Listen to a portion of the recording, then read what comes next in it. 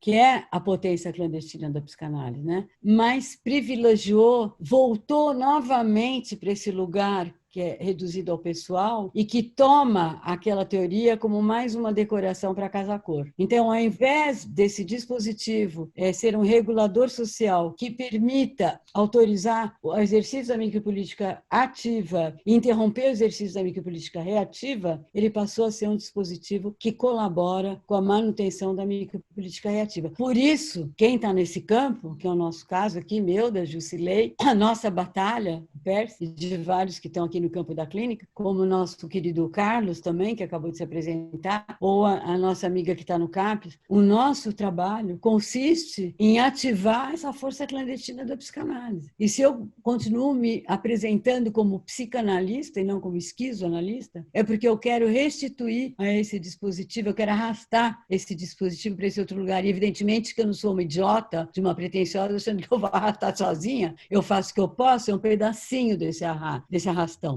Mas eu conto com a Jusilei, eu conto com o Pércio, eu conto com um monte de gente aí que, à sua maneira, está colaborando para que a gente leve a psicanálise nessa direção. E a psicanálise, você está dizendo que passou a ser outra coisa que não que Freud propunha, acho que você está querendo dizer assim, da reatividade que se tornou um discurso de patologizar a diferença. Então, patologizou a diferença de tal forma, esse é um termo que eu uso, assim, para dizer que de tal forma que o normal virou, a própria psicanálise a serviço da normopatia. Exatamente. Arrasando com qualquer potência que Freud poderia ter trazido, como justamente dar lugar à diferença, como no caso das histéricas e tudo mais, né?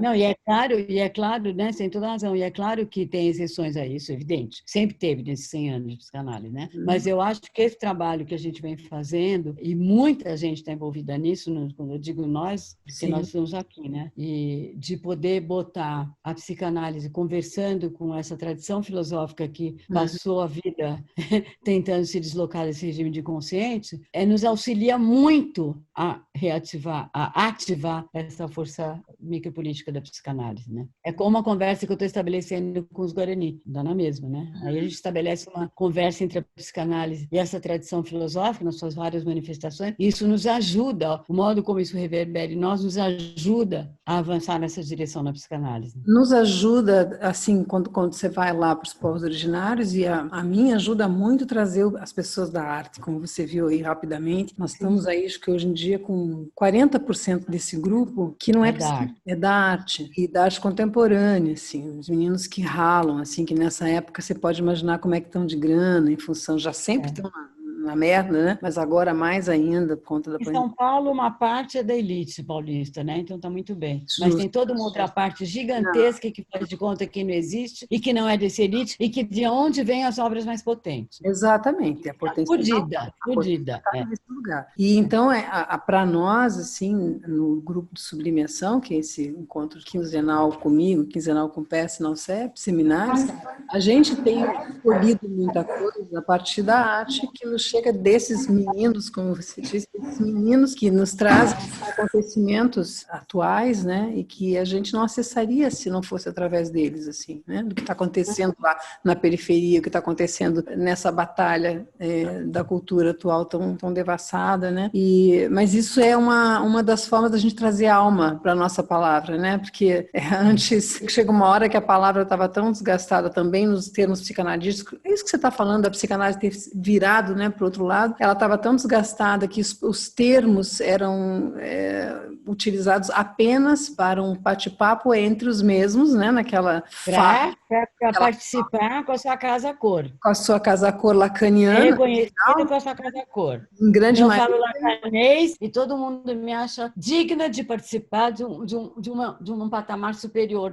de casa-cor. E quanto mais lacanês, melhor, porque quanto mais incompreensível para uma maioria, isso diria que mais idealizado e mais potente, então então seria mais potente. Exatamente. Isso é poder, não tem nada a ver com potência, né? Mas essa Casa-cor tem a ver com poder, não com tem a ver com potência, né? poder. E Casa-corpo tem a ver com potência, isso, exatamente. né? E com isso que você fala sempre que pode se fazer com Deleuze e com qualquer um, né? Dá para fazer. Mas com Lacan, então, foi uma festa o que se fez com isso, né? Então, eu faço um trabalho, assim, tenho dito sempre, assim, muito forte sobre mim, de tentar sempre encontrar palavras, e acho que você me ajuda quando vai aos Guaranis, de encontrar palavras e modos de expressão que saiam fora desse nicho, assim, lacanês, freudiano e tudo mais, e até de todos os outros também, porque a gente começa a repetir aquelas 10 palavrinhas, né? Devir, rizoma, e daqui a pouco a gente está numa mesma... Que nem na arte a gente repete o nome dos artistas, dos curadores e pronto. Exatamente. Daqui a pouco começa a falar Já virou devir, chique. começa tudo a devir, né? E bom, e dá tudo no mesmo. Devir? Eu tô num total devir, gente. Então dá tudo na lesma merda, né? Então, o que importa, assim, o nosso esforço, me parece, aqui, pelo menos o meu tem sido nesses anos todos, é tentar cada vez mais me destituir disso. Eu me lembro, até citei esses dias no seminário mesmo, que eu tinha uma prática de citar Lacan, páginas do Lacan, para dizer dos conceitos, né? Mas de cabeça, assim. Então, seminário tal, página tal, seminário tal. E aquilo, eu mesma achava que era bom para mim, assim, saber de cor aquelas coisas. E é um trabalho muito pesado tirar isso tudo de cima do corpo, essas palavras, depois, porque elas colam de tal forma que a gente parece que virou aquilo, né? Então... Porque como a gente não tem casa-corpo, a tirar aquilo da casa-cor, a gente cai, vira bosta, né? Pó de traste. Mas eu queria dizer que a tua presença aqui hoje e sempre, ela é muito importante, porque além de ser uma mulher, que coisa rara a gente poder contar com uma mulher que nos ensine tanto, nem digo que não nos ensina, todos esses homens, inclusive, né, os mais antigos, que a gente continua acessando, como Nietzsche. Vocês têm um homem aí que é uma maravilha, que é o Percy, né? Pelo amor de Deus. Pois é, né? E tudo mais. E Percy eu chamei há 5 anos para o CEP, para dar aula aqui. Eu já estava 20 anos antes que ele dando aula, mas trouxe ele 5 anos para cá, já vai ser o 6º. E para mim é extraordinário, assim, a revolução. Mas você tem uma conversa com o Percy há muito tempo, né? Pois é. Na tua vida, essa conversa está há muito tempo. Agora tu também está na CEP, né? Né? Então, mas só para dizer assim, que a tua presença, quando a gente traz você assim, além de ser uma mulher que nos promove, então, esse outro lugar, né, de escuta, porque é muito intuitiva e fala muito do corpo, vem do corpo, né? A tua fala vem, me parece, do corpo, muito mais do que também a gente ouve muita pesquisa dentro da tua fala, mas a gente é atravessado pela tua experiência quando você fala. Isso é muito... A pesquisa, ela vem do que a experiência me impõe, né? Muito legal. Então, eu queria te agradecer muito, assim, porque eu entendo que esse trabalho de falar a partir da experiência, a partir do corpo, para mim é o mais difícil de se conseguir. Porque diz que a gente está doente, né? Por isso que é difícil. Justamente. Porque as teorias, quando são de um naipe persiânico, digamos assim, elas vêm do corpo também, mas são de uma outra ordem de manifestação e expressão. Mas quando vem de uma mulher, de uma bruxa, assim como nós, me parece que o corpo realmente fala nessa hora. Não no sentido Pierre Waiano, nem pensar, mas fala mesmo com outros corpos. Fala com outros corpos. Então, eu queria te agradecer, Sueli, pela alma que trouxe as nossas palavras, pela alma que você sempre traz nos nossos encontros, e dizer que uma coisa que a pandemia pode nos trazer para todos sempre de bom é esse exercício através do Zoom ou de qualquer outra ferramenta que nós podemos usar mais vezes, mesmo que, e claro, que isso tudo acabe, queria poder contar com o teu retorno, assim, mais facilitado, de ver tempos em tempos, a gente chamar você para uma reunião como essa novamente, porque foi muito... Eu queria agradecer, e para mim é muito bom ser chamada mesmo, porque é um lugar onde eu conto com amigos, né? E aqui eu queria, assim, então, trazer essas duas palavras que eu não falei, as novas, amigo, né? Amigo em Guarani é angariru. E angariru, se for traduzir assim, seria amigo cativante, mas na verdade é a contração de anga, que é a alma, né? Que a gente já aprendeu, já viu?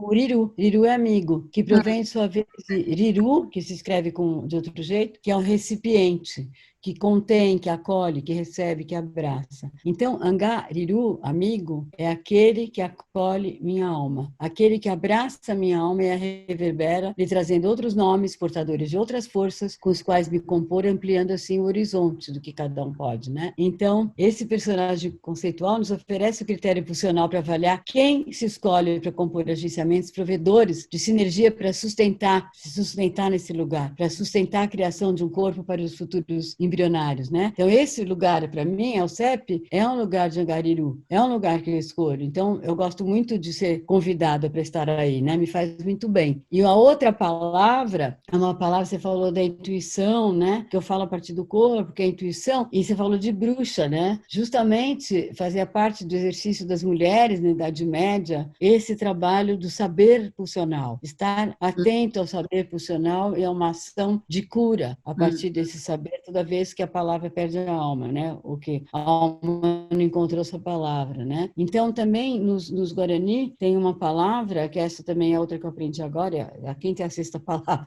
que é sábio, arandu. O sábio que significa, literalmente, aquele que escuta o tempo. Mas aqui é escuta no sentido de sentir, né?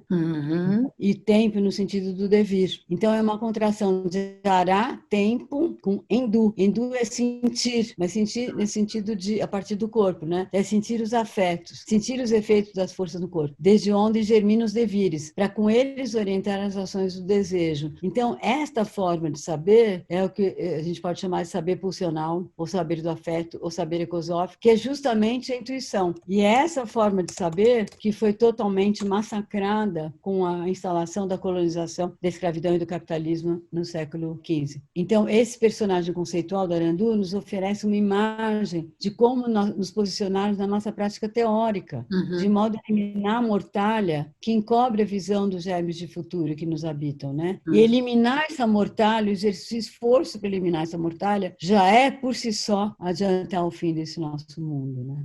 Adiantar o fim de um mundo, Desse né? mundo, De um mundo. mundo. Você está Desse nosso, de um mundo, esse nosso mundo, né? Sim, as máquinas de guerra sem armas. E chamar essas mulheres de bruxa foi um jeito de desqualificar e humilhar, para melhor poder massacrar. Claro, Esse exercício, né? mas agora esse Então, nome já reivindicar o nome de bruxa é bom para limpar ele dessa desqualificação. claro, E agora não se submeter à humilhação. Nunca mais! nunca mais. E você, Sueli, na OCEP para sempre, por favor, tá bom?